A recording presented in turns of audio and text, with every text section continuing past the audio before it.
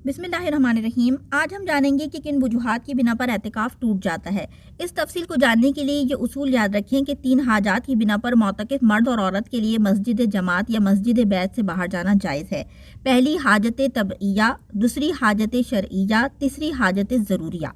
हाजत तबिया से मुराद ऐसी ज़रूरत की बिना पर निकलना जिसका तबीयत तकाजा करे, मसलन गुस्ल वाजिब होने या क़ज़ाए हाजत के लिए जाना। हाजत शरिया से मुराद ऐसी ज़रूरत की वजह से निकलना जिसका तकाजा शरीयत की जानिब से हो, जैसे जुमा या अज़ान के लिए जाना। हाजत ज़रूरिया यानी ऐसी हाजत जिसकी बिना पर मोतकिफ के लिए मस्जिद से निकलना ज़रूरी हो जाए, जैसे मस्जिद एतिकाफ़ का मुनहदिम हो जाना या खुद पर लाजिम शुदा गवाही की अदायगी के लिए जाना या डूबने या जलने वाले को बचाने के लिए मस्जिद से बाहर जाना वगैरह। ये याद रखें कि हाजत तबिया और शरिया के बाइस बाहर निकलने पर एतिकाफ़ नहीं टूटेगा, जबकि हाजत ज़रूरिया की बिना पर निकलने की वजह से टूट जाएगा। हाँ, इस सूरत में मोतकिफ गुनहगार नहीं होगा। अलबत्ता अगर मस्जिद गिर गई या किसी ने निकलने पर मजबूर कर दिया और मोतकिफ फ़ौरन किसी दूसरी मस्जिद में चला गया तो अब एतिकाफ़ फासिद नहीं होगा। इस तफसील की रोशनी में अब हम मिसालों के ज़रिए समझते हैं कि किन सूरतों में एतिकाफ़ फासिद हो जाएगा। मोतकिफ हाजत शरई या हाजत तबई के अलावा मस्जिद से बाहर निकला, अगर बगैर किसी उज़्र के एक लम्हा भी मस्जिद से बाहर ठहरा, एतिकाफ़ फासिद हो जाएगा। यूं ही अगर औरत मस्जिद बैत से किसी उज़्र के बगैर निकली, चाहे घर के किसी दूसरे हिस्से में ही क्यों ना निकली हो, एतिकाफ़ फासिद हो जाएगा। अब चाहे ये निकलना जानबूझकर हो या गलती से। अलबत्ता अगर खाना लाने वाला कोई नहीं है तो उसके लिए बाहर जाना जायज़ है, लेकिन अब भी हुक्म यही है कि उसे मस्जिद या मस्जिद बैत में ला के खाए। अगर बाहर ही खाने बैठ गए तो एतिकाफ़ फासिद हो जाएगा। यूं ही अगर मस्जिद में जुमा अपनी तमाम शराइत के साथ अदा हो रहा हो तो उसके लिए बाहर निकलने से एतिकाफ़ फासिद हो जाएगा। हाँ, अगर इमाम में शरई लिहाज से कोई उज़्र मौजूद हो तो अब जा सकते हैं। यूं ही अगर ऐसी मस्जिद में एतिकाफ़ किया जहाँ जमात नहीं होती तो जमात के लिए निकलने की इजाज़त है। मोतकिफ किसी मरीज़ की अयादत या नमाज जनाजा के लिए निकला तो एतिकाफ़ फासिद हो जाएगा।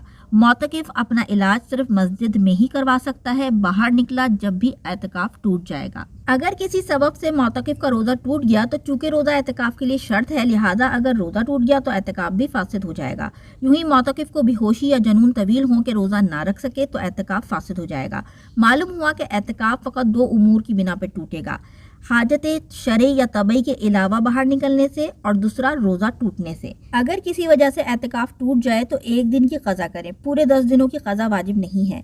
ये याद रखें कि एतिकाफ़ की क़ज़ा सिर्फ क़स्दन तोड़ने से नहीं बल्कि उज़्र की वजह से टूटने पर भी है। ये मसला याद रखें कि मोतकिफ पर गुस्ल वाजिब हुआ तो इससे एतिकाफ़ पर कोई फ़र्क नहीं पड़ेगा। हाँ, उस पर लाजिम है कि जैसे ही आँख खुले फ़ौरन तयम्मुम करके मस्जिद से बाहर निकल जाए और गुस्ल करके वापस आए।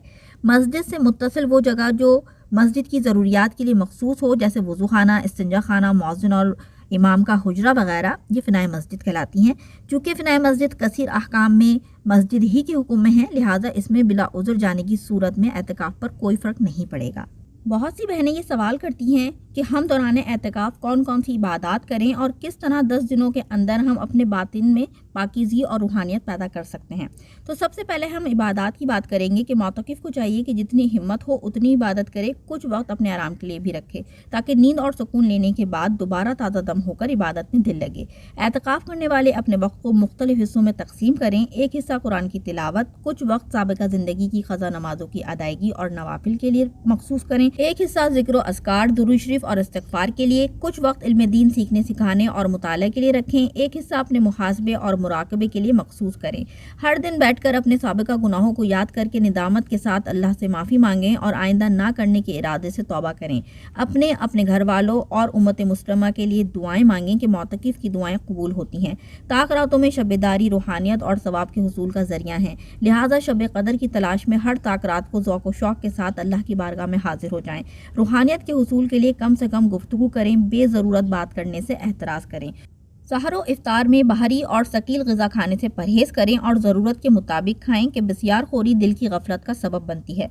बातिनी गुनाहों की मार्फत हासिल करें, यानी उनके बारे में जानें कि हसद, बुग़्ज़, कीना, ग़ीबत, चुगली वगैरह की तारीफ़ात क्या हैं, इनके असबाब क्या हैं, यानी ये गुनाह किस तरह इंसान में पैदा होते हैं, उनका सद्देबाब किस तरह किया जाए।